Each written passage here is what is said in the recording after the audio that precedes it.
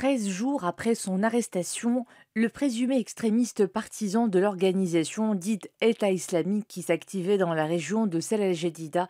est déféré devant le parquet en charge des affaires de terrorisme et d'extrémisme.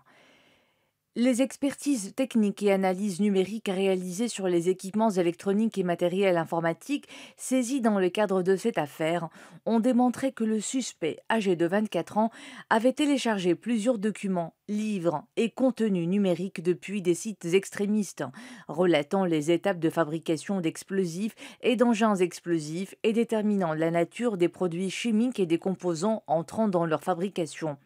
Un communiqué du Bureau central d'investigation judiciaire précise que ces expertises ont révélé que le suspect a téléchargé et sauvegardé des manuscrits et photos expliquant de manière pratique le mode de fabrication et d'activation des explosifs, soit dans le cadre d'opérations suicides ou d'actionnement à distance. Outre la détention et l'archivage d'autres contenus extrémistes sur les étapes de fabrication de substances toxiques et des composantes entrant dans leur préparation, ainsi qu'un inventaire détaillé sur les méthodes et techniques du terrorisme individuel, des techniques d'assaut contre les prisons et des confrontations avec les forces publiques.